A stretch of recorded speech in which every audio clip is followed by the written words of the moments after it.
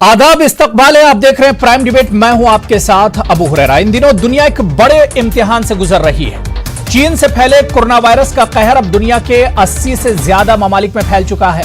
हमारा मुल्क हिंदुस्तान भी इसकी लपेट में है। हिंदुस्तान में अब तक 30 मामले सामने आए हैं। मुल्क के मुख्तलिफ रियासतों में इस मोहलिक वबा को लेकर बेचैनी है। चीन, ईरान और इटली से रोज बरोज आ रहे खबरों की वजह से भी लोगों में ज्यादा तशवीश है। आज प्राइम डिबेट में हम इस मोहलिक वबा के कहर, इसके रोकथाम, बचाव और इलाज पर तफसील से बातचीत करेंगे। बहुत खास मेहमान भी हमारे साथ जुड़ेंगे, लेकिन सबसे पहले यह रिपोर्ट देखिए। कोरोना वायरस का कहर, जद में नगर नगर, शहर शहर, कैसे खत्म हो ये जहर।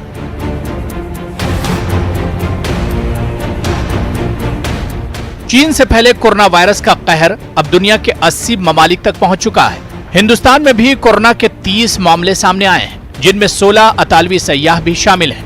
इटली के सयाह उस वक्त भारत आए थे जब एयरपोर्ट पर बैरूनी ममालिक से आने वाले अफराद की स्क्रीनिंग का इंतजाम नहीं किया गया था। इस वाकई के मंजर-ए-आम पर आने के बाद मज़कूरा परवाज के अमले और मुसाफिरों को अलग थलग रहने की हिदायत की गई। अब वजारत सेहत का कहना है कि तमाम एयरपोर्ट्स पर बाहर से आने वाले लोगों की स्क्रीनिंग का इंतजाम किया गया है। आज मरकजी वजीर सेहत हर्षवर्धन ने पार्लियामेंट में कोरोना वायरस की मौजूदा सूरत हाल और इससे बचाव की तैयारियों की जानकारी दी। In our country, as on 4th March, a total of 29 positive cases have been reported so far. Honorable Prime Minister is personally monitoring the preparedness and response on a regular basis. Government of India has initiated a series of action to prevent entry of the disease. Hindustan में बेशतर लोगों को इस वबा के बारे में मालूमात बहुत कम है। यही वजह है कि सरकार और इंतजामिया जंगी पैमाने पर तैयारियों में जुटे हैं। वजीर सेहत हर्षवर्धन ने कहा कि लोगों को आगाही देने के लिए हुकूमत तमाम इक़दामात कर रही है। घबराने की जरूरत नहीं है, लेकिन लोगों को चाहिए कि वो बड़े इस्तेमाल से गुरेज करें। इस दौरान हुकूमत ने चीन की तरह ईरान, इटली, जापान और जनूबी कोरिया में भी हिंदुस्तानी वीजा न जारी करने का हुक्म दिया और ताहुक्म सानी इन ममालिक से परवाजों को रोकने का फैसला किया गया। एयर इंडिया ने ईरान से अपनी परवाजें पहले ही मंसूख कर दी थी, जिसकी वजह से तकरीबन 200 हिंदुस्तानी तलबा ईरान में फंसे हुए हैं, जिनमें अक्सरियत कश्मीरी तलबा की है। इस दौरान वज़ीर-ए-आज़म नरेंद्र मोदी ने भी इस वबाई बीमारी से बचने के लिए होली की तकरीब में शिरकत न करने का फैसला किया था। सरकार और महकमे सेहत का कहना है कि घबराने की जरूरत नहीं है, लोग अफवाहों पर ध्यान न दें। कोरोना से बचाव के लिए एहतियात बहुत जरूरी है। साफो सफाई का खास ख्याल रखा जाए। Bureau report, news 18 Urdu. तो कोरोना वायरस का कहर है और बहुत से सवाल जहनों में उठ रहे हैं, क्योंकि लगातार जिस तरह से चीन से वबा शुरू हुई थी, उसके बाद ईरान और इटली में इसने पैर पसारे हैं और अब दुनिया के 80 ममालिक में एक तरह से इसका कहर देखा जा रहा है। लेकिन सबसे अहम बात यह है कि हिंदुस्तान भी अब इससे अछूता नहीं रहा। 30 केसेस हिंदुस्तान में एक तरह से इसके सामने मामले सामने आ चुके हैं। सवाल यह उठता है, क्या हिंदुस्तान इस कहर से, इस वबा से मुकाबला कर सकता है? किस तरह से इससे निपटा जा सकता है? क्या कुछ एहतियात करने की जरूरत है? इससे बचाव किस तरह से किया जा सकता है? क्या अभी तक पूरी दुनिया जो इसका इलाज एक तरह से नहीं ढूंढ पाई है? क्या हिंदुस्तान में इतनी इस्तेताअत है, इतनी कुव्वत है कि इसका मुकाबला किया जा सके? किस तरह की तैयारियां करने की जरूरत है? किस तरह से इसका मुकाबला करने की जरूरत है?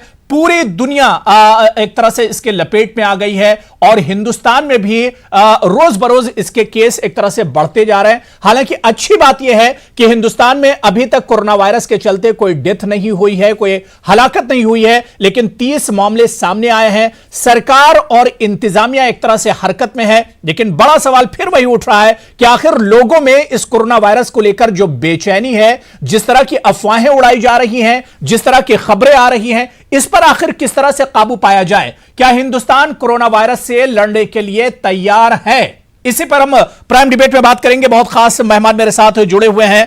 बहुत जल्दी अपने मेहमानों का आपसे तारुफ करा देता हूं। मेरे साथ डॉक्टर MS कंवर जी हैं, रेस्पिरेटरी मेडिसिन स्पेशलिस्ट हैं।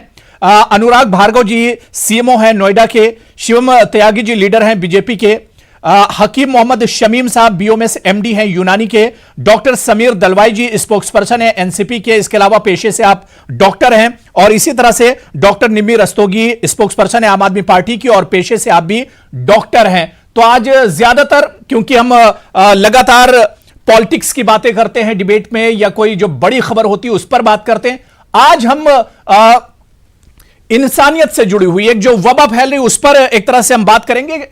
पॉलिटिक्स से हटकर, सियासत से हटकर आज हम डिबेट में बात करेंगे कि आखिर इस वबा का हल क्या कुछ है, किस तरह से हिंदुस्तान इससे लड़ सकता है, किस तरह से इस वबा को एक तरह से शिकस्त दी जा सकती है। सभी मेहमानों का बहुत इस्तकबाल है न्यूज 18 उर्दू में। मैं सबसे पहले अनुराग भार्गव जी आपसे शुरुआत करना चाहूंगा।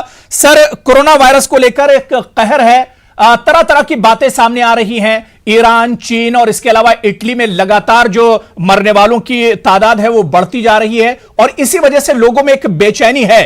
हिंदुस्तान में क्या हिंदुस्तान इससे मुकाबले के लिए तैयार है सर? कैसे हिंदुस्तान इससे मुकाबला करेगा?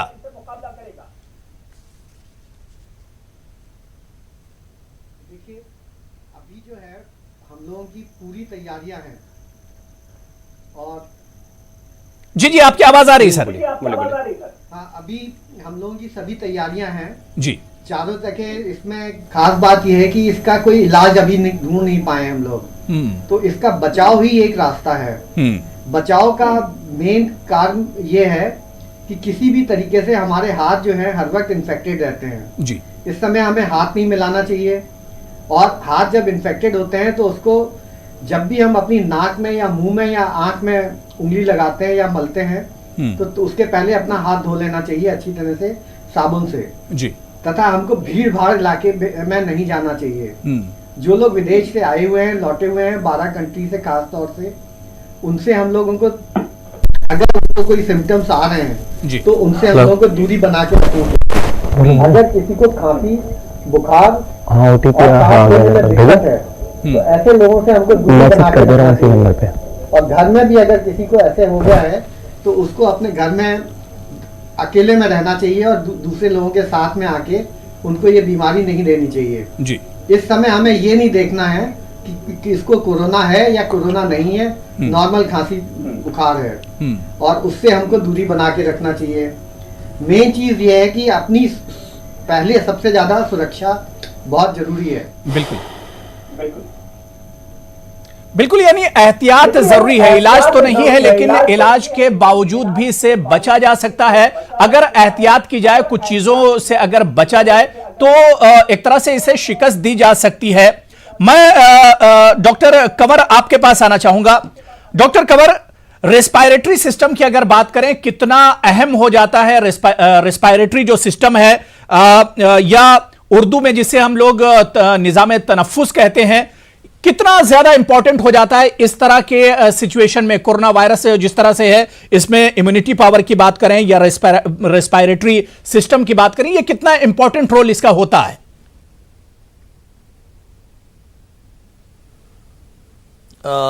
देखिए, मिस्टर अनुराग ने बड़ी तफसील में कई चीज़ें बताई हैं, वेरी नाइस। जब कोरोना के ड्रॉपलेट्स हवा में होते हैं, अगर आपसे 3-4 फीट तक, 6 फीट तक कोई इंसान खांसी कर रहा है, स्नीजिंग कर रहा है, उससे ड्रॉपलेट इन्फेक्शन आप कैच कर सकते हैं, कांटेक्ट से कैच कर सकते हैं, तो वो सीधा नाक और मुंह के जरिए अंदर जाएगा और वो गले को भी इन्फेक्ट करेगा और बड़ी जल्दी से वो लोअर रेस्पिरेटरी ट्रैक्ट जो कि हमारे सांस की नली होती है, फिर आगे वो डिवाइड करती है और लंग्स में पूरा फैलने का चांसेस होता है। देखिए, 81% केसेस में जो अभी तक का डेटा है, तकरीबन 90, 95, 96 हजार केसेस पे, उस पे ये है कि 81% केसेस में कोई मेजर निमोनिया या कोई ऐसी सिम्टम नहीं होते कि आपको एडमिट होने की जरूरत पड़े। जैसे फ्लू होता है उसी तरीके से सिम्टम्स होते हैं, पता भी नहीं चलता, एक्सेप्ट कि इसमें खांसी ड्राई होती है और फीवर और बॉडी एक्स, थोड़ा बहुत डायरिया भी हो सकता है। लेकिन प्रॉब्लम तब हम समझते हैं ज्यादा जब सांस चढ़ना शुरू हो जाए। अगर पेशेंट को ब्रीदिंग डिफिकल्टी शुरू हो जाती है, चलने फिरने में या बैठने में दिक्कत आ रही है, तो इसका मतलब ये है कि ये लोअर रेस्पिरेटरी ट्रैक्ट इन्वॉल्व हो चुका। लंग्स इन्वॉल्व हो चुके और उस वक्त उनको ऐसे पेशेंट्स जो कि तकरीबन 15% 14% के करीब होते हैं जी। उनको हॉस्पिटल एडमिट करना पड़ता है। उनको जब सांस की तकलीफ बढ़नी हो जाती है, उसमें हम बड़े जल्दी से ही एक्सरे और सीटी स्कैन करते हैं देखने के लिए कि अंदर लंग्स में कहां तक डिजीज फैली है और कितनी एग्रेसिवली उसकी हमें ट्रीटमेंट करनी पड़ेगी। क्योंकि ऐसी सिचुएशन में हमें यह बड़ी क्लोजली ऑब्जर्व करना पड़ता है कि पेशेंट रेस्पिरेटरी फेलियर में जा रहा है, ऑक्सीजन डिप करते जा रही है, हम ऑक्सीजन बढ़ाते चले जा रहे हैं, पूरी तरह से अगर कंट्रोल नहीं होता तो हम बाईपैप या नॉन इन्वेजिव डिवाइसेस होती हैं जिससे कि अंडर प्रेशर हम उसको हवा अंदर पुश करते हैं ताकि लंग्स जो कोलैप्स कर रहे हैं उसको खोला जा सके। ये चीजें जो हैं ये एक तरीके से स्पोर्टिव मेजर्स हैं और अगर फिर भी एक बात नहीं बने तो पेशेंट को हमें वेंटिलेट करना पड़ता है, इंटूबेट करना पड़ता है। ऐसे केसेस को और भी प्रॉब्लम्स हो सकती है, किडनी बैठ सकता है, सेप्सिस जैसी सिचुएशन खड़ी हो जाती है, ब्लड प्रेशर फॉल कर सकता है, शॉक में जा सकता है पेशेंट। और जो पेशेंट नहीं बचते वो ऐसी सिचुएशन से होकर ही गुजरते हैं। बिल्कुल बिल्कुल डॉक्टर कंवर, इस पे हम आगे एज फैक्टर की भी बात करेंगे, इसके अलावा क्या कुछ खाने पीने, क्योंकि बहुत सी अफवाहें भी एक तरह से मार्केट में है, आम जिंदगी में अब इसको लेकर बहुत सी अफवाहें भी चले, उस पर भी हम बात करेंगे कि किन चीजों को खाना है, किन चीजों से बचना है और एहतियात कहां कहां पर करना है। मैं हकीम मोहम्मद शमीम साहब आपके पास आना चाहूंगा।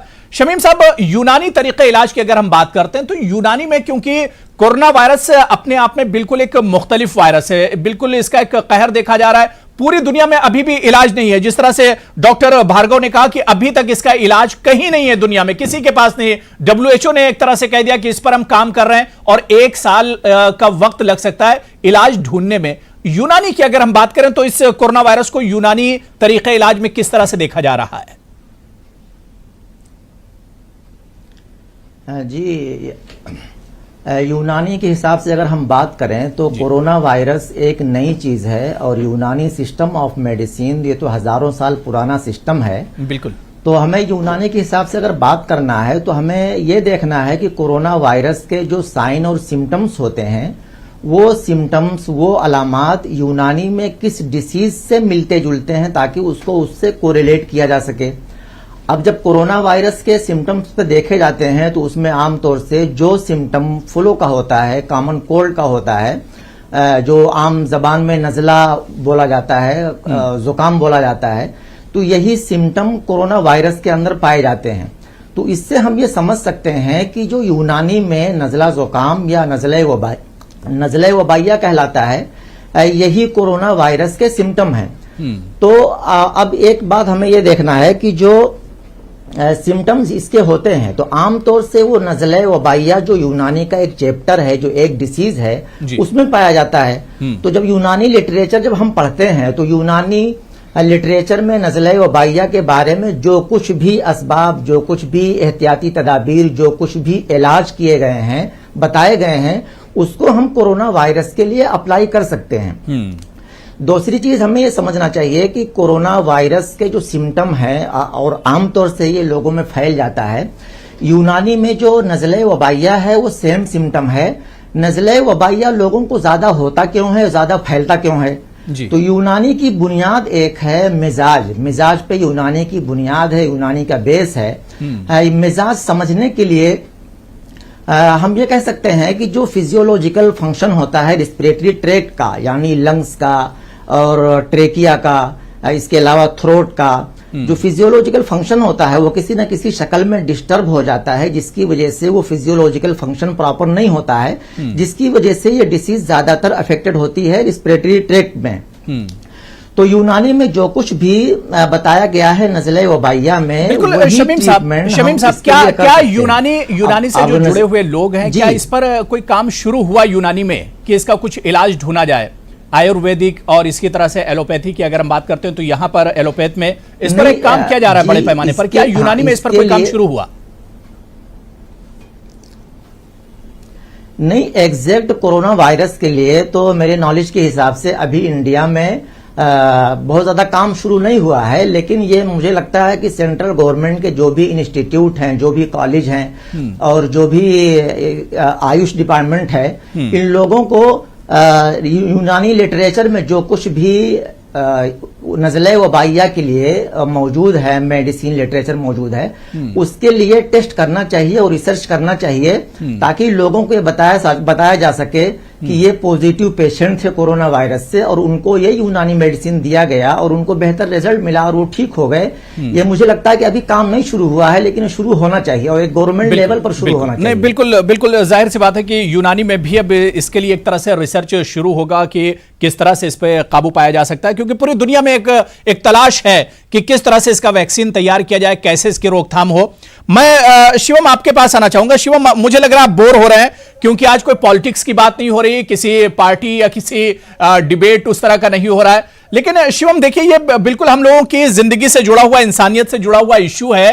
और सबसे बड़ा मसला अब यहां पर शिवम ये कि हमारी सरकार इससे किस तरह से लड़ रही, क्या कुछ तैयारी है, क्या हिंदुस्तान में इतनी मतलब ताकत है, क्या हमारी गवर्नमेंट या हमारा जो डिपार्टमेंट है, हेल्थ डिपार्टमेंट, क्या इससे हम लड़ने के लिए तैयार हैं? नहीं अबू, बिल्कुल। पहले तो मैं ये कहना चाहता हूं कि मैं बोर बिल्कुल नहीं हो रहा, क्योंकि मैं अगर खुद की अपनी भी बात करूं तो मैं भी एक आम इंसान हूं और मुझे भी इसके लिए अवेयर होने की बहुत जरूरत है। जैसे इस देश का और दुनिया का एक आम नागरिक है, मुझे भी जरूरत है। मेरे बराबर में इतने, मेरे साथ में इतने लर्नर्ड लोग बैठे हैं जो इस बारे में जानते हैं। तो मुझे लगता है ये किसी भी पॉलिटिकल डिबेट से ज्यादा जरूरी सेशन आज है, क्योंकि सरकारें या फिर रिप्रेजेंटेशन या फिर पार्टियां सब जनता के लिए ही हैं। अगर जनता को परेशानी है तो फिर पार्टियां कैसे बोर हो सकती हैं, शांति से बैठ सकती हैं। अब जहां तक बात कोरोना वायरस की और तैयारी की हमारी है, इस दुनिया में करीब करीब 91,000 केसेस आ चुके हैं इसके, जिसमें से करीब 3,100 कुछ लोग अभी तक डेथ हो चुकी है। और अगर हम इंडिया की बात करें तो अभी तो कंफर्म्ड 29 केसेस आए हैं। ये अभी डेटा है। जहां तक गवर्नमेंट की तैयारी की हम बात करें, इटली और दक्षिण कोरिया को हमने पूरी तरह से बैन कर दिया है कि उनके जो ट्रैवलर्स हैं वो अगर इस देश में आना चाहते हैं तो वो कोरोना से मुक्त हैं, इस बात का सर्टिफिकेट लेकर आएं। इसके अलावा अगर हम बात करें, चाइना के जितने भी सारे वीजास थे और इंक्लूडिंग कुछ और 11 कंट्रीज के हम कैंसिल कर चुके हैं, कोई ट्रैवल हमें नहीं चाहिए। जापान समेत 12 जो देश हैं उनकी स्क्रीनिंग को मैंडेटरी कर दिया है। और ऑलरेडी जहां तक ईरान की बात है, हम ईरान से लोगों को इवैक्यूएट करने में लगे हुए हैं और सरकार इसके लिए पूरी तरह से एक्टिव है। लेकिन मैं बहुत ज्यादा इसके बारे में बिल्कुल नहीं जानता, क्योंकि मैं एक प्रोफेशन से, पेशे से डॉक्टर नहीं हूं। लेकिन इतना जरूर कहूंगा कि इस समय भारत के जो ज्यादातर लोग हैं, आम नागरिक के भांति, जैसे मैं भी अगर अपनी बात करूं तो अगर मुझे भी थोड़ा सा जुकाम, नजला या कोल्ड कुछ भी ऐसी चीज होती है या फीवर फील करता हूं मैं, तो आमतौर पर क्या होता है कि मैं सबसे पहले फार्मेसी जाता हूं, वहां से अपने लिए इलाज ढूंढता हूं और एक शॉर्ट टर्म रिलीफ की बात मैं करता हूं। मैं कहता हूं इस देश में इस समय सबसे ज्यादा जरूरी यह है कि अगर किसी को किसी भी प्रकार की ये चीजें महसूस होती हैं या जो भी सिम्टम्स, जितने भी तमाम पैनल में डॉक्टर्स बैठे हैं, अगर ये सिम्टम्स बताते हैं और ये आपसे मैच करते हैं, आपकी कंडीशन से मैच करते हैं, तो आप सभी से हाथ जोड़कर विनती है कि इसको बिल्कुल हल्के में ना लें। क्योंकि हमारी एक ये आदत कि किसी भी चीज को लेट गो करना कि चलो फार्मेसी से दवाई ले लीजिए, मेडिकल स्टोर से दवाई ले लीजिए, हम ठीक हो जाएंगे, ये नॉर्मल बुखार है, इस तरह की कोताही नहीं बरती जानी चाहिए। जहां तक बात सेंट्रल गवर्नमेंट की है, हम बिल्कुल अलर्ट है। WHO से लगातार कांटेक्ट में इस देश के जो मिनिस्टर हैं वो बने हुए हैं, हर्षवर्धन जी लगातार बात कर रहे हैं और अपनी जो बाकी कंट्रीज हैं उनको भी मदद कर रहे हैं। और बिल्कुल तैयारियों को लेकर आज हर्षवर्धन जी ने पार्लियामेंट में भी एक तरह से बयान दिया कि हमारी तैयारियां क्या कुछ है, किस तरह से हम इस पर काबू पा सकते हैं। और अच्छी बात यह कि देखिए, ईरान जो आज मुसीबत में है, बहुत से मुल्कों ने उसे बैन करके रखा है, अमेरिका ने बैन किया, लेकिन आज हिंदुस्तान ईरान की मदद के लिए खड़ा हुआ है। ये बड़ी अच्छी एक तरह से बात है। मुसीबत के वक्त दोस्ती ही एक तरह से काम आता है। मैं डॉक्टर निम्मी रस्तोगी जी, मैं आपके पास आना चाहूंगा। निम्मी रस्तोगी जी, क्योंकि दिल्ली से इसकी शुरुआत हुई थी और दिल्ली जाहिर सी बात है कैपिटल है, वहां पर टूरिस्ट का बहुत बड़ी तादाद में आना जाना रहता है। आम आदमी पार्टी की जो गवर्नमेंट है, अरविंद केजरीवाल जी की जो गवर्नमेंट है, उसके लिए भी एक बड़ा चैलेंज है। और सवाल यह भी है कि सेंटर से आपको इस वक्त किस तरह की हेल्प मिलेगी या मिल रही है?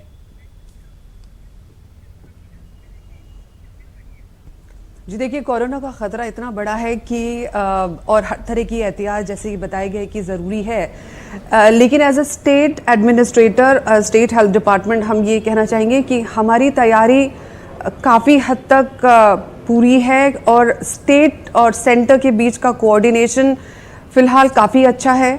जिस भी तरह का टास्क फोर्स का गठन किया गया और वहाँ से जितनी डायरेक्शंस मिली हैं और हमारे हॉस्पिटल्स में जो तैयारियां होनी चाहिए वो हम पूरी तरह से उसमें मुस्तैदी बरत रहे हैं। हम इनफैक्ट कोई भी स्टोन अनटर्न नहीं छोड़ना चाहते हैं, बिकॉज हमें 2 लेवल की प्रेपरेशन करनी है। एक तो हमें इसकी स्प्रेड को रोकना है, इसको कंटेन करना है, और दूसरा इवेंचुअलिटी को देखते हुए हमें अपनी इंफ्रास्ट्रक्चर ऑफ हॉस्पिटल्स को, अपने क्लिनिक्स को, मोहल्ला क्लिनिक्स को इस तैयार करना है ताकि वो इसके सिम्टम्स को आइडेंटिफाई कर सके, या अगर कोई मरीज से ग्रस्त है तो उसको सही इलाज दे सके। तो हमारे लिए ये तैयारी 2 लेवल पे है, और किसी भी तरह की हमको इसके बीच में कोई मजबूरी जाहिर करने की या किसी भी तरह का एक्सक्यूज देने की कोई ज़रूरत है नहीं, और ना ही हम दे रहे हैं। We are absolutely on war footing. हम बिल्कुल एक वॉर फुटिंग के तौर पर इस काम कर रहे हैं। हम अपने हेल्थ फोर्स को तैयार कर रहे हैं क्योंकि उनकी सेफ्टी भी बहुत जरूरी है। तो हम डायरेक्टली एक्सपर्ट्स के साथ कांटेक्ट बनाए हुए हैं कि किस तरह से हम ज्यादा से ज्यादा मरीजों को इससे दूर रख सकें। यानी कि अगर एक कांटेक्ट सामने आया है तो उसके संपर्क में जितने लोग आए हैं हम उसको ट्रेस कर रहे हैं। 1 लाख से ज्यादा लोगों की स्क्रीनिंग हो चुकी है, तो हम हर संभव ये कोशिश कर रहे हैं कि कुछ ही केसेस में ये सिमट के रह जाए, और अगर ऐसा हुआ तो हम सही तौर पे कह सकते हैं कि हमारी सही दिशा में एक कदम है। लेकिन हमारी तैयारी पूरी है और चल रही है। बिल्कुल बिल्कुल, जाहिर सी बात है कि बहुत मोहतात रहने की जरूरत है और एहतियात बरतने की जरूरत है। मैं डॉक्टर समीर दलवाई जी आपके पास आना चाहूंगा पेशे से, क्योंकि आप डॉक्टर भी हैं और सियासत में भी हैं। क्या लगता है कि जो तैयारियां हैं, जिन तैयारियों का ब्यौरा एक तरह से आज हर्षवर्धन जी ने पार्लियामेंट के अंदर दिया है, क्या ये तैयारियां आपको काफी लगती हैं? क्या हम कोरोना जैसी जो वबा है, जो मौलिक एक बीमारी है, जिसका अभी तक एक वायरस है जिसका अभी तक दुनिया में इलाज नहीं मिला, क्या हम इसके लिए तैयार हैं? समीर जी, क्या आपको लगता है कि इसके लिए तैयारियां एक काफी हैं ये?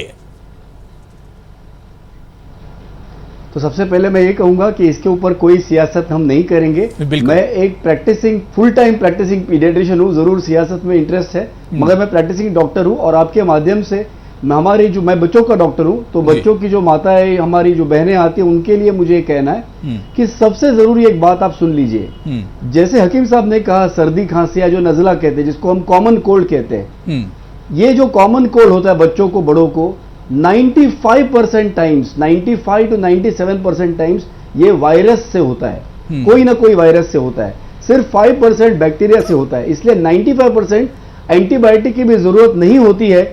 हम गलती से एंटीबायोटिक देते हैं लेकिन जरूरत नहीं होती है।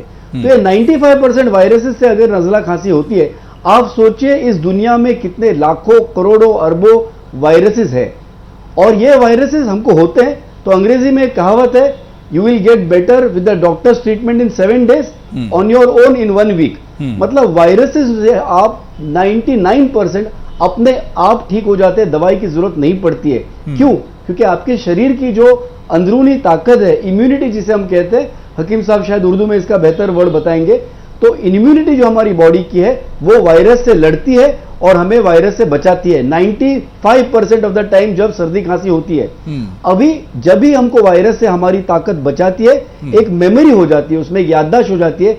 अगले बार फिर से अगर वो भी वायरस हम पे अटैक करे तो हम उसे तुरंत मार देते हैं, वो हम पे हावी भी नहीं होता है, और अगले बार उस वायरस का हमें सर्दी खांसी नजला भी नहीं होता। तो ये याद रखिए कि बेसिकली हमारे शरीर की ताकत है वही स्ट्रांग है। अभी कोरोना वायरस बिल्कुल फ्लू की तरह, जो नजले कॉमन कोल्ड की जो वायरस है, बस उसी की तरह है। इसमें और कोई नई ताकत आई है या नई बीमारी है या ज्यादा खुखवार बीमारी है, ऐसा नहीं है। मतलब कॉमन कोल्ड का जो फ्लू का वायरस है वो तलवार तीर, और कोरोना वायरस कोई मशीन गन या तोप है, ऐसा बिल्कुल नहीं है। लेकिन ये नई वायरस होने की वजह से अचानक जब पहले बार आता है तो पहले बार जरूर सर्दी खांसी नजला जो सिम्टम्स हमारे दोस्तों ने बताए वो होते हैं कुछ दिनों के लिए। तो हमें पहले ध्यान रखना चाहिए कि ये ऐसा कोई बहुत बड़ा कहर टूटा नहीं है, ये नया इन्फेक्शन है, इसलिए अचानक से बहुत लोगों को जरूर होगा, मगर हमारी अगर ताकत अंदरूनी अच्छी है तो ठीक होंगे। तो रिस्क किसको है? रिस्क उनको है जो बहुत छोटे बच्चे हैं या जो बहुत बुजुर्ग हैं, क्योंकि सीनियरिटी उम्र के हिसाब से और बहुत छोटी उम्र में हमारी इम्यून पावर थोड़ी कम होती है। फिर ऑलरेडी किसी को लंग्स में, रेस्पिरेटरी सिस्टम में कोई बीमारी है, जैसे सीवियर एस्थमा है, सीओपीडी है, कोई और लंग का कैंसर है, कोई और बुरी बीमारी ऑलरेडी है, या कोई ऑलरेडी किडनी फेलियर का शिकार है, तो जाहिर सी बात है कि यही वायरस जो दूसरों को सिर्फ छू के निकल जाएगा, हो सकता है इन लोगों को बहुत ज्यादा इफेक्ट करे। सरकार की तैयारी किस तरह से आप देखते हैं, क्योंकि आप अपोजिशन में हैं, एनसीपी अपोजिशन में। अगर सरकार की तैयारियों की हम बात करें, मेरे ख्याल से जिस तरह से अभी शिवम ने बताया, तो अपोजिशन उसे एक दूसरे एंगल से देखता है, अपोजिशन के एंगल से देखता है। तो अगर हम अपोजिशन की नजर से देखना चाहें मुल्क की तैयारियां कोरोना वायरस से लड़ने के लिए, आप कैसे देखते हैं? ये विषय पे कोई भी सियासत नहीं होगी। नहीं, सियासत से हटके हम या तो नागरिक या डॉक्टर समीर जी, क्योंकि आप पेशे से डॉक्टर भी, मैं बिल्कुल आज के इशू पर जाहिर सी बात है सियासत होनी भी नहीं चाहिए। हाथ, लेकिन महाराष्ट्र कोरोना वायरस में समीर जी हाथ नहीं मिलाए जा सकते, लेकिन दिल तो मिले रहने चाहिए। और जिस तरह से डॉक्टर निम्मी ने कहा कि सेंटर से बहुत अच्छा रिस्पांस मिल रहा है दिल्ली सरकार को, आम आदमी सरकार को, तो काम मतलब कोऑर्डिनेशन से ही चलेगा। मैं सिर्फ ये जानना चाह रहा हूं, क्योंकि आप डॉक्टर भी हैं, सियासत में भी हैं, तो मैं आपकी नजर से समझना चाह रहा हूं कि तैयारियां, अगर हम गवर्नमेंट की बात करें कि हमारी गवर्नमेंट कितनी तैयार है, आप मुझसे बेहतर समझते होंगे इस बारे में। महाराष्ट्र में हमारी सरकार है और इसमें यह बताना है कि सभी एक साथ काम बहुत अच्छे से कर रहे हैं, दिल भी मिलाए हुए, हाथ भी मिले हुए, लेकिन हाथ फिलहाल बार बार धोना जरूरी है, क्योंकि वायरस हाथ न धोने से फैलता है। तो ये एक बात है।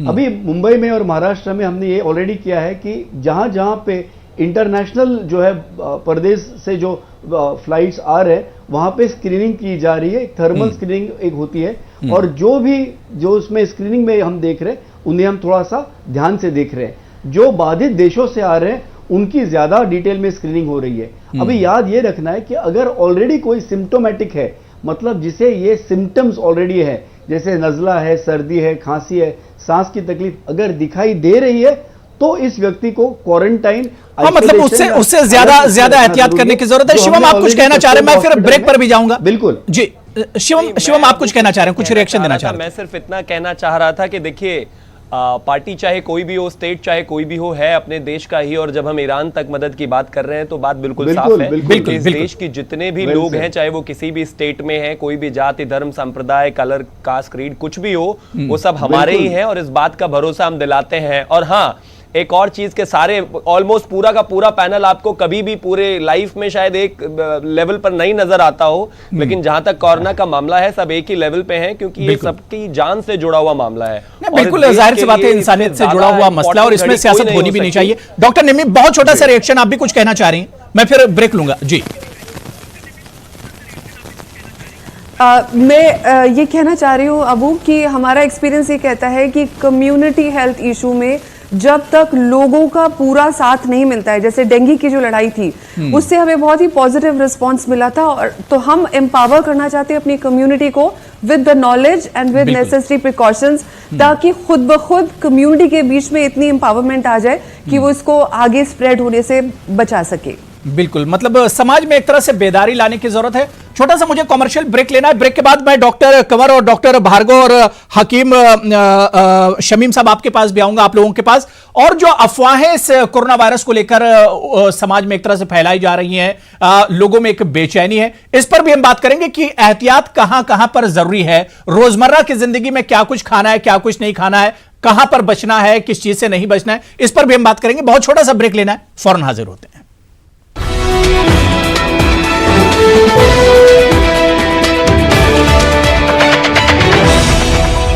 तो प्राइम डिबेट पे आज हम बहुत अहम इश्यू पर बात कर रहे हैं। दुनिया भर में कोरोना वायरस का एक तरह से कहर है और हिंदुस्तान भी अभी इससे अछूता नहीं है। 29 से 30 मामले हिंदुस्तान में भी कोरोना वायरस के सामने आ चुके हैं, लेकिन अच्छी बात यह है कि हिंदुस्तान में कोरोना वायरस के चलते अभी तक कोई हलाकत नहीं हुई है, कोई डेथ नहीं हुई है, और सरकार की मुस्तैदी भी देखी जा रही है। सरकार बहुत तेजी से और बहुत अच्छे तरीके से इस वायरस के साथ एक तरह से निमट रही है।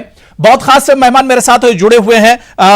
डिबेट के पहले हिस्से में हमने बात की थी कि किस तरह से इससे निपटा जाए, लेकिन डिबेट के दूसरे हिस्से में हम बात करेंगे कि कोरोना वायरस को लेकर जो मुख्तलिफ तरह की अफवाहें चल रही हैं, लोगों में एक बेचैनी है इस वायरस को लेकर। मार्केट में आप देखिए सैनिटाइजर एक तरह से गायब है, मास्क जो लगाए जाते हैं वो मार्केट में नहीं मिले, मतलब लोगों में एक बेचैनी और एक डर का माहौल है। इस पर भी हम बात करेंगे। बहुत खास मेहमान मेरे साथ जुड़े हुए हैं। मैं अनुराग भार्गव जी, सर आपके पास ही आना चाहूंगा। सर, कोरोना वायरस को लेकर बहुत सी अफवाहें हैं। मैं चाह रहा हूं कि क्योंकि इंसानियत से जुड़ा हुआ है, समाज से जुड़ा हुआ है, कम्युनिटी से जुड़ा हुआ ये पूरा इशू है, सारे लोग इससे एक तरह से प्रभावित हो रहे हैं। अलग अलग तरह की एक तरह से अफवाहें हैं कि हाथ नहीं मिलाना है, और अगर कोई इससे मुतासिर है तो उस इलाके में नहीं जाना है, या इसी तरह से अगर हम खाने पीने की बात करते हैं कि वेज का इस्तेमाल करना है, नॉन वेज इस्तेमाल नहीं करना है। सर, इसकी अगर हम बात करें कि क्या कुछ खाना है, एहतियात कैसे करना है, या रोजमर्रा की जिंदगी में किस तरह से इसे देखा जाए?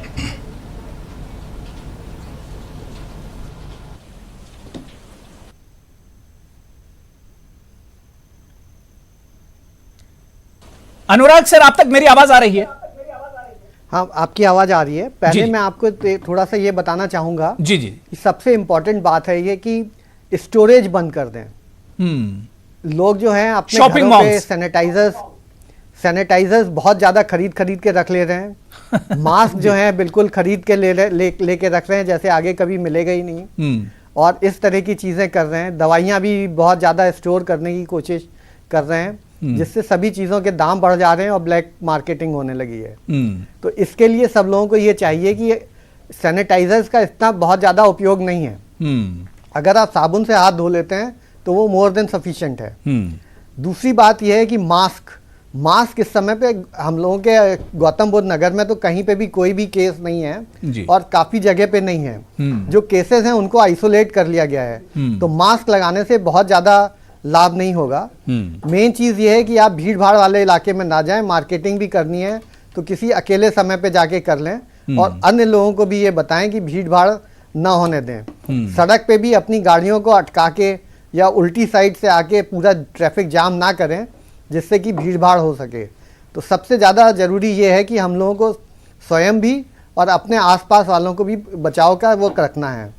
खाने के लिए हिंदुस्तान की एक बड़ी अच्छी परंपरा है कि सभी लोग जो हैं खूब पका के खाना खाते हैं, कच्चा खाना नहीं खाते हैं। तो इस समय भी जो भी खाना खाएं आप, तो वो पका हुआ खाना खाएं, तो आपको कोरोना वायरस से कोई खतरा नहीं है। लेकिन सबसे बड़ी बात यह है कि सर खास तौर से अगर हम नॉन वेज की बात करते हैं तो उसमें अब चिकन को लेकर या एग्स को लेकर या इस तरह से दूसरा जो मीट है उसे लेकर अफवाहें हैं कि बिल्कुल न खाया जाए, इसमें वायरस बहुत तेजी से फैल सकता है या ये ज्यादा नुकसान कर सकता है। इस तरह की जो बातें चल रही हैं, देखिए ये वायरस बहुत फ्रेजाइल है। गर्मी पाके ये वायरस मर जाता है। अगर अच्छी तरह से पका लिया जाए खाना तो ये वायरस वहां पे जिंदा नहीं रहेगा और वायरस का कोई असर नहीं होगा। दूसरी बात यह है कि जैसे अगर इस कमरे में कोई कोरोना वायरस का मरीज आ जाता है तो वो वायरस जो जमीन पे गिर जाता है और चारों तरफ रहता है, वो ज्यादा से ज्यादा 7-8 घंटे में नष्ट हो जाता है।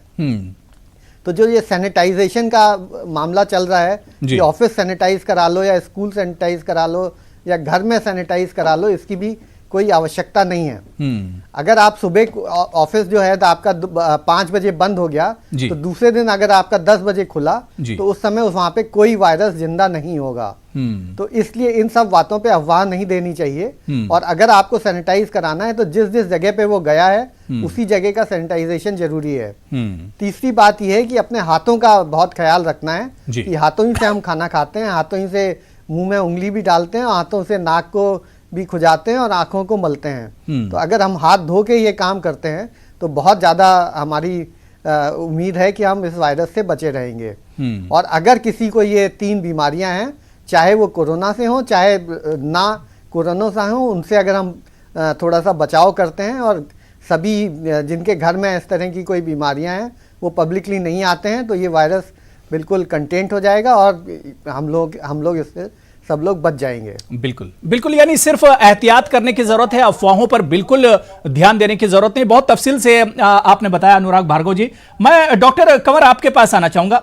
डॉक्टर कंवर, जो चीजें अनुराग जी ने बताई, मैं चाह रहा हूं कि इसके आगे हम लोग बात करें। अब मिसाल के तौर पर मैं हैदराबाद में, और हैदराबाद में पता चला कि 2 केसेस कोरोना वायरस के हैं, पूरे हैदराबाद में हड़कंप मच गया। सर, मैं ये समझना चाह रहा हूं कि कितना डेंजर ये वायरस है। क्या अगर हैदराबाद में एक शख्स इससे अफेक्टेड है, इससे मुतासिर है, तो क्या पूरे हैदराबाद को डरना चाहिए?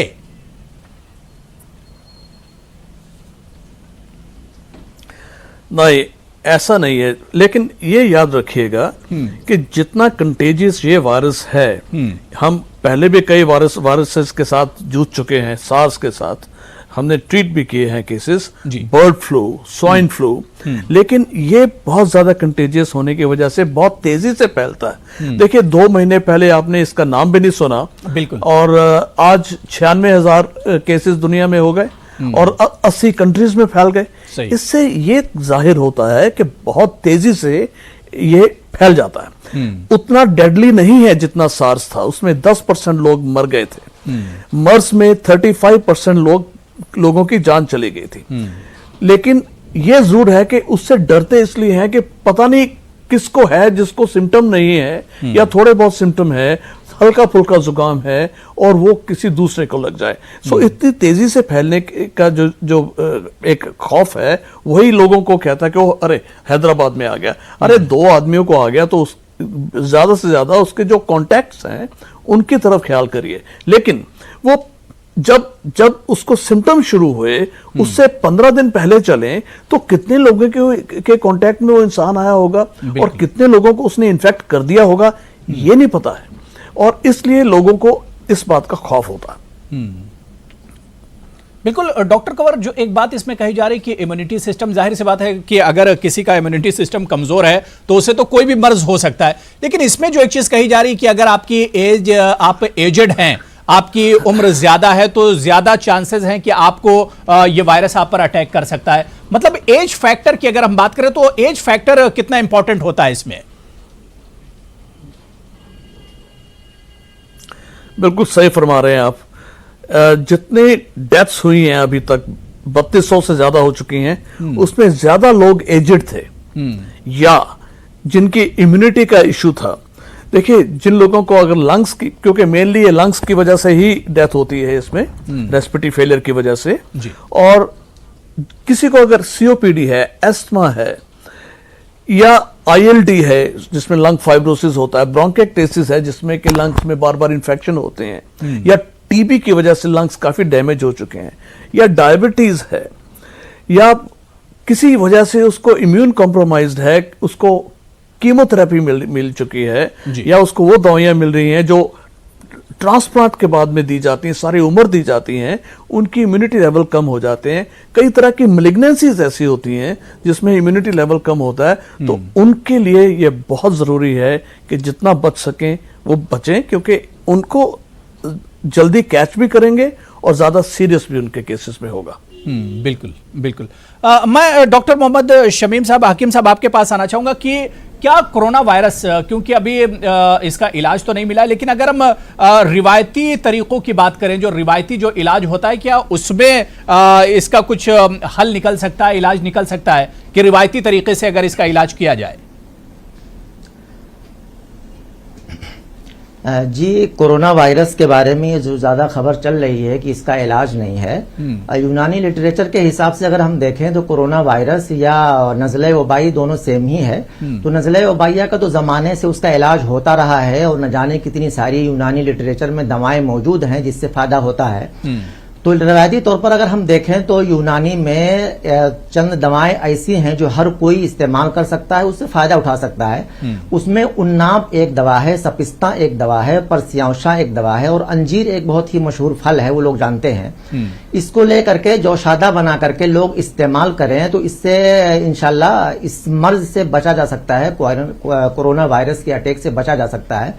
दूसरी बात, अभी इससे पहले डॉक्टर साहब ने बताया था कि जो है यूनानी में इसको जो क्या बोलते हैं, कुव्वते मुदब्बिरे बदन बोलते हैं, जो आमतौर से इम्यूनिटी की बात की जाती है उसको यूनानी में कुव्वते मुदब्बिरे बदन बोलते हैं। आमतौर से अगर उसके अंदर वीकनेस आ जाती है तो इस मर्ज का या जितने भी वायरल डिसीज होते हैं उसका अटैक जल्दी होता है और मुतासिर जल्दी होते हैं। अगर उसके अंदर मजबूती होती है तो नहीं होते हैं। तो यूनानी लिटरेचर के हिसाब से कोरोना वायरस से बचने के लिए, या हम ये कहें कि नज़ले वबाइया से बचने के लिए प्रिकॉशन क्या ले सकते हैं, एहतियात क्या कर सकते हैं, वो मैं चंद चीजें आपको बताना चाहता हूं, और आमतौर से अभी किसी ने बताया नहीं है। इसमें बहुत सारे लोगों की आदत है कोल्ड ड्रिंक पीना, आइसक्रीम खाना और फ्रिज का पानी पीना। बहुत सारे लोग बहुत सारी मिठाइयां वगैरह जो फ्रिज में रखते हैं उसके बाद उसको यूज करते हैं। ऐसे में इन चीजों से बचना चाहिए। और ये कहना चाहिए कि हर ऐसी चीजें जिससे नज़ला जुकाम ज्यादा होता है, ऐसी चीजों से बचना जरूरी होता है।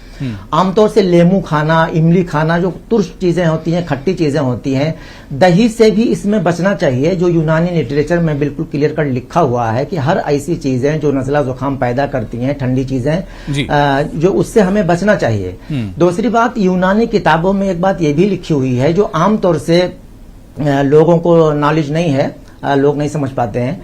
एक चीज ये है कि बहुत सारे लोग खाना खाते हैं, खाना खा के फौरन सो जाते हैं, ये तरीका भी गलत है। दूसरे बहुत सारे लोग हैं जो पेट के बल सोते हैं, पीठ ऊपर करके, ये तरीका भी गलत है। इससे भी इम्यूनिटी कमजोर होती है और किसी भी डिसीज का हमला होने का चांस ज्यादा हो जाता है। तो इन सारी चीजों से भी बचना चाहिए।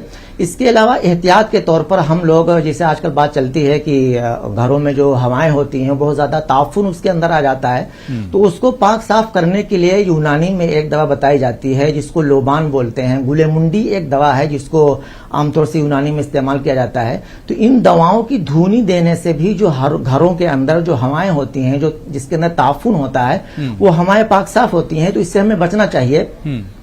यूनानी लिटरेचर में एक बहुत अहम बात लिखी हुई है कि ऐसे कंडीशन में जब वबा फैली हुई हो, तो जो लोग शादीशुदा होते हैं, जो अपने वाइफ से सेक्सुअल कांटेक्ट करते हैं, उनको बहुत ज्यादा उसमें कमी कर देना चाहिए, क्योंकि ऐसा करने की वजह से बदन के अंदर वीकनेस आती है और बदन जितना ज्यादा वीक होगा उसी हिसाब से किसी भी मर्ज का या किसी भी वायरस का अटैक होने का चांस ज्यादा होगा। तो हमें इससे भी बचना चाहिए। और इसके अलावा जो अपनी उमूमी सेहत होती है, जनरल हेल्थ होती है, उसको मेंटेन करने की कोशिश करना चाहिए। बहुत सारे लोग बिल्कुल, अगर एहतियात जो देखिए, जितने डॉक्टर यहाँ पर हैं सबने यही चीज कही कि अगर एहतियात आप कर रहे हैं तो समझिए कि आधे से ज्यादा आप शिकस्त दे रहे हैं कोरोना वायरस को। कोरोना वायरस को आप शिकस्त दे सकते हैं अगर आप एहतियात करते हैं, चीजों से आप बचते हैं, जो प्रिकॉशंस हैं अगर वो आप लेते हैं, तो बिल्कुल इसे कोरोना वायरस को मात दी जा सकती है, इसे शिकस्त दी जा सकती है और इसे हराया जा सकता है।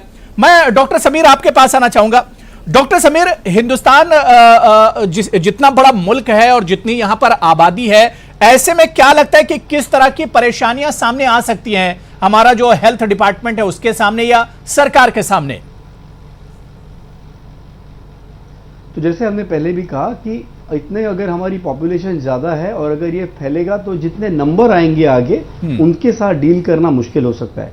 ऑलरेडी हम देख रहे हैं महाराष्ट्र सरकार ने काफी ऑलरेडी फैसिलिटीज अवेलेबल किए हैं। अब कस्तूरबा हॉस्पिटल है, पूना में एक हॉस्पिटल है, यहाँ पे ऑलरेडी एक आइसोलेशन वार्ड्स रेडी किए हुए हैं। जो टेस्टिंग के किट्स है, नेशनल इंस्टीट्यूट ऑफ वायरोलॉजी और एक पूना में और एक नासिक में, नागपुर में 3-4 जगह इसकी ऑलरेडी तादाद में ऑलरेडी ये टेस्ट किट्स अवेलेबल हैं। और जो भी ट्रीटमेंट करना चाहिए उसके लिए we are already ready, government already steps ले चुका है। अभी हमको ये सिर्फ देखना है कि अफवाहें फैले नहीं और लोगों को ये बताना है कि देखिए, आप मामूली अगर सर्दी खांसी नज़ला हो तो आप पैनिक न करिए, आप अच्छे से खाइए, आप रेस्ट करिए, इससे आपकी बॉडी की इम्यूनिटी बढ़ेगी, आप खुद रिकवर होंगे। मगर खासकर छोटे बच्चे हैं और जो सीनियर सिटीजन्स हैं, जो ज़ईफ लोग हैं, अगर आपको लग रहा है कि आप ब्रेथलेसनेस मतलब सांस फूलने लग रही है, आपको सांस ठीक से नहीं आ रही, अगर छोटा बच्चा है उसका बिहेवियर जो है हम देख रहे हैं बहुत शांत है, डल हो रहा है, सिर्फ सांस बढ़ रही है उसकी, तो फिर आप डॉक्टर के पास ले जाने में उसको कतराइए नहीं, आप जरूर डॉक्टर को दिखा दीजिए। महाराष्ट्र में भी पूरे सब गवर्नमेंट हॉस्पिटल्स में ये ऑलरेडी व्यवस्था की गई है कि बच्चों को, बड़ों को देखा जाए। आप अगर आपको लग रहा है कि प्रॉब्लम बढ़ रही है, आप जाके डॉक्टर से जरूर मिलिए। मगर सिर्फ आप एक ध्यान रखिए, इसमें आप पैनिक मत होइए और जो कॉमन चीजें बताई है कि हाथ धोना जो है, साबुन से धोना है, कोई भी चीज खाने के पहले हाथ धोइए, बार बार मुंह को, आंख को, नाक को या चेहरे को ज्यादा हाथ मत लगाइए बिना धोए, और जो भी खाना है उसको अच्छी तरह से कुक करके खाइए। आपको इतनी चीजें देखनी है। बाकी जो मैं समझता हूँ वो नेशनल गवर्नमेंट हो या स्टेट गवर्नमेंट हो, बहुत सी जगह हम लोग ऑलरेडी प्रिकॉशन ले रहे हैं और जिस तरीके से मॉनिटरिंग हो रहा है उससे भी मुझे लगता है कि we will be able to control this. बिल्कुल, बहुत बहुत अच्छी बात आपने बताई। मैं डॉक्टर निमी आपके पास आना चाहूँगा। डॉक्टर निमी, एक चीज़ जो ख़ास तौर से अगर हम बात करें और दिल्ली जैसे शहर की अगर हम बात करें, कैपिटल है मुल्क का, और जिस तरह से कोरोना वायरस के बारे में जो बातें कही जा रही, इससे एक रोज़मर्रा की ज़िंदगी एक जो लाइफ है उस पर असर पड़ेगा। क्योंकि आप देखिए, स्कूलों को दिल्ली में ऐलान कर दिया गया कि 5th तक जो क्लास हैं, जो प्राइमरी क्लासेज हैं, उनकी छुट्टी एक तरह से कर दी गई इस पूरे मंथ के लिए। इसके अलावा जो दूसरे ऑफिसेज हैं उस पर भी असर पड़ रहा है, मतलब एक रोजमर्रा की जिंदगी पर भी इससे असर पड़ेगा, डेली लाइफ पर। जी देखिए, किसी भी स्टेट के स्वास्थ्य तंत्र से ये उम्मीद की जाती है कि वो साइंटिफिक टेम्परामेंट के साथ काम करे और जो मैटर ऑफ फैक्ट, जो साइंटिफिक चीजें हैं, जो जरूरी चीजें हैं, उन पर ध्यान दे रादर देन किसी तरह की कोई बेबुनियादी बातों पर। तो हमारा पूरा लक्ष्य ये है कि हम, जैसे मैंने कहा, स्प्रेड को रोक सकें, अपनी कम्युनिटीज को एम्पावर कर सकें, साथ साथ हम अपना प्लान ए, बी, सी और डी तैयार रखें कि अगर ये बीमारी फैल जाती है और जिस तरह के एटमॉस्फेयर में हम रहते हैं, हमारी पॉपुलेशन डेंसिटी इतनी ज़्यादा है, तो उसके मद्देनज़र हमारे अस्पतालों की तैयारी, प्रिपेयरनेस किस तरह की है और उसमें किस तरह का स्केलिंग अप ज़रूरी है, इस पर हमारा ज़रूर रहेगा। लेकिन साथ साथ हमें अपने वल्नरेबल सेक्शंस को, अपने बच्चों को बचाना है, एल्डरलीज को बचाना है, प्रेग्नेंट विमेन हैं उनको एहतियाती एडवाइजरी जारी करनी है। तो ये दोनों चीज़ें साथ साथ चलेंगी, दोनों चीज़ें बहुत ज़रूरी हैं। प्रिवेंशन तो सबसे ज़्यादा ज़रूरी है ही। तो हमने एक हेल्पलाइन भी हमारी चल रही है जिसमें हम सब बातों का जवाब देते हैं और इतनी सारी इन्फॉर्मेशन ओवरलोड कोरोना की वजह से लोगों में है, जिसमें 80% चीज़ें अगर ज़रूरी हैं तो 20% गैर ज़रूरी हैं। तो हमारी हर कोशिश ये रहेगी कि सही एडवाइजरी, सही अवेयरनेस ड्राइव्स को हम कर सके। फॉर इंस्टेंस बहुत डिटेलिंग में जाऊंगी कि ये जो बायोमेट्रिक से ये जो ट्रांसमिशन ऑफ इन्फेक्शन का खतरा था, ये एक रियल खतरा है। लोग हाजिरी लगाने के लिए जो अपने फिंगर्स का इस्तेमाल करते हैं, उसके बाद कम्युनिटी स्प्रेड उसका हो सकता है, ऑफिसेज में वायरस फैल सकता है। तो बहुत जल्दी इसका हमने संज्ञान लेते हुए इसको बंद कर दिया है। बच्चों के स्कूलों में हमने 31 मार्च तक बंद कर दिया प्राइमरी सेक्शन, बिकॉज छोटे बच्चों की इम्यूनिटी थोड़ी कॉम्प्रोमाइज होती है, वो तो समझ भी नहीं पाते हैं। तो और इसी तरह से एल्डरली के बारे में भी हम कंसर्न्ड हैं। साथ में हमारे हैंड सैनिटाइजर वगैरह की कमी ना हो, तो लोगों से अपील करना चाहूँगी कि बिल्कुल भी पैनिक बाइंग ना करें। पैनिक एक तरह की स्टेट ऑफ इलनेस ही समझ लीजिए। आप बिल्कुल निश्चिंत रहें, सरकारें पूरी तरह से तैयार हैं, आपका सहयोग ज़रूरी है, लेकिन किसी भी तरह के पैनिक में जाकर नेगेटिव मोड में ना जाएं। मास्क की भी अगर आपको ज़रूरत है, सरकारों के पास इनफ क्वांटिटी में मास्क हैं, ज़रूरत पड़ेगी तो मास्क को डिस्ट्रीब्यूट किया जाएगा। लेकिन अपना दिमाग न लगाते हुए आप एक्सपर्ट्स की राय लें, सरकारों की सुने। मैं कंवर जी आपके पास आ रहा हूं। जी, वो भी एक्सपर्ट्स के मतलब परेशान होने की जरूरत नहीं है, और सारे डॉक्टरों ने एक तरह से बताया भी है कि परेशान होने की जरूरत नहीं, इसे शिकस्त दी जा सकती है, सिर्फ एहतियात जरूरी है। डॉक्टर समीर, बहुत छोटा सा आपका रिएक्शन। मैं डॉक्टर कंवर उसके बाद आ रहा हूं। जी, मैं सिर्फ एक नंबर बताना चाहता हूं जो महाराष्ट्र में हमने नंबर दिया हुआ है आपके दर्शकों के लिए। तो नंबर है 020-2612-7394। और एक बार पढ़ता हूं, 020-2612-7394। और एक राष्ट्रीय कॉल क्रमांक सेंटर भी है जो है +91 11 2397 8046। दोबारा पढ़ता हूं, +91 11 2397 8046। और एक टोल फ्री हेल्पलाइन क्रमांक भी है 104, मतलब 104। तो ये जस्ट नंबर मैं बताना चाहता था। बिल्कुल, ये यानी हेल्पलाइन नंबर है और ये सरकार का बहुत अच्छा एक तरह से कदम है। और आपको बता दें कि सेंट्रल गवर्नमेंट ने भी एक हेल्पलाइन नंबर जारी किया है कि उससे बचा जा सकता है। निम्मी जी, आप भी कुछ कहना चाह रही हैं? जी जी, मैं दिल्ली का नंबर बताना चाहूंगी उन लोगों के लिए जो जानकारी चाहते हैं। 011-239-78046 011-239-78046। बिल्कुल बिल्कुल। मैं शिवम आपके पास आ रहा हूं, लेकिन डॉक्टर कंवर कुछ कहना चाह रहे हैं, कुछ ऐड करना चाह रहे हैं। जी डॉक्टर कंवर जी। जी, दो पैनलिस्ट ने अभी एक पॉइंट रेज किया कि अगर ये बीमारी बढ़ जाती है, बहुत से पेशेंट्स आने शुरू हो जाते हैं, तो कैसे होगा? बिल्कुल, हॉस्पिटल्स प्रिपेयर्ड हैं या सरकार प्रिपेयर्ड है?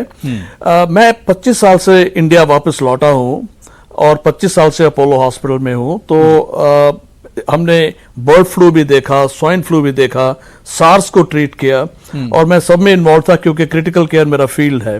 लेकिन जितनी प्रिपेयर्डनेस इस पर देख रहा हूं मैं, और जितनी अवेयरनेस इस वक्त है, गवर्नमेंट के एजेंसीज भी जिस तरीके से एक्टिव हैं, इतना हमने पहले नहीं देखा। लेकिन एक पॉइंट मैं जरूर कहना चाहता हूं कि अगर हम किसी पेशेंट को रेफर करते हैं टेस्टिंग के लिए, तो हमें आरएमएल हॉस्पिटल भेजना पड़ता है। तो अब पेशेंट को अगर हम सस्पेक्ट करते हैं, आरएमएल भेजते हैं, वहीं पे एक वो डिसाइड करेंगे कि एनसीडीसी की लैब में भेजना है, फिर वहां से अगर नहीं कोई डाउटफुल रिजल्ट है या ओवरलोडेड है तो हमें एनआईवी पुणे भेजना है, वो वहीं पे डिसाइड होगा। लेकिन वहां तो क्यू अप हो गए हैं लोग। अगर आप पेशेंट को भेजते हैं, वो 3-4 घंटे क्यू में खड़ा है, तो वो ज्यादातर तो वहां से चले जाएंगे। तो अगर आपने सस्पेक्ट किया केस और वो वाकई में कोरोना वायरस कोविड-19 का है, और अगर उसने टेस्ट नहीं कराया तो कोविड-19 कहते हैं इसको, तो वो तो पब्लिक में चला गया, वो तो इन्फेक्शन करता रहेगा। अगर गवर्नमेंट ज्यादा लैब्स को अलाउ करे, एटलीस्ट 15-20 लैब्स को अलाउ करे कि वहां पे आप टेस्ट करा सकते हैं, हाँ, जहां से भी आप भेजें पेशेंट को, वहां पे उसकी पूरी एड्रेस रिकॉर्डेड हो, टेलीफोन नंबर सब कुछ रिकॉर्डेड हो, ताकि उसको कांटेक्ट को ट्रेस किया जा सके। वो हर एक नहीं, ये बहुत अच्छा पॉइंट आपने उठाया। बिल्कुल, जाहिर सी बात है कि सिर्फ पूना के लैब पर हम किस तरह से निर्भर रह सकते हैं। बिल्कुल। मैं शिवम, एक लास्ट कमेंट, और बड़ी अच्छी बात डॉक्टर कंवर ने कही है, सारे पैनलिस्ट ने बहुत अच्छे सुझाव दिए, लेकिन डॉक्टर कंवर ने जो कहा है कि सिर्फ पूना के ही लैब पर हम कैसे निर्भर रह सकते हैं अगर ये तादाद आगे बढ़ती है। हम उम्मीद तो नहीं कर रहे हैं कि ऐसा होगा। सरकार बहुत तेजी से, और जो डिपार्टमेंट है, हेल्थ डिपार्टमेंट, बहुत तेजी से और मुस्तैदी से काम कर रहा है, लेकिन अगर इस तरह के केसेस बढ़ते हैं तो उसके लिए हमें और तैयारी की जरूरत है। शिवम, चैलेंज बहुत बड़ा है और इसके लिए तैयारियां भी बड़े पैमाने पर करनी होंगी।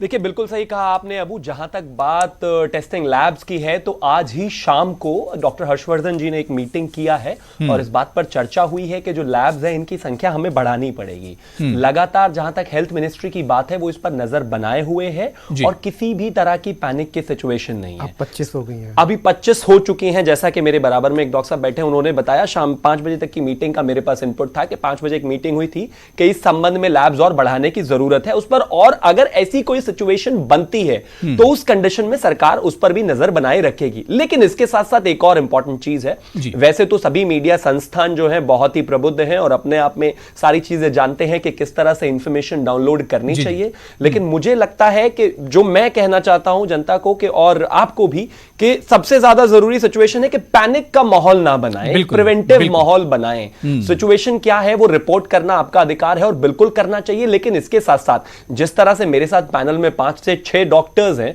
बेशक चाहे वो किसी भी पार्टी से हो, मैं आज कहना चाहूंगा कि उनकी बाइट को ज्यादा चलाइए, क्योंकि इंपॉर्टेंट ये है कि अगर जैसा आप ही ने कहा कि हैदराबाद में 2 केसेस हुए तो पूरे हैदराबाद को परेशान होने की जरूरत, मैं मानता हूं कि लोगों तक सही इंफॉर्मेशन, इससे बचा कैसा जाए, ये चीजें ज्यादा जरूरी है पहुंचाना, रादर देन कि जिस तरह से एक सिचुएशन क्रिएट। बिल्कुल, जाहिर सी बात है, पैनिक होने की जरूरत नहीं, अफवाहों पर से बहुत ज्यादा खराब होते हैं, तो मेरा करने की जरूरत है।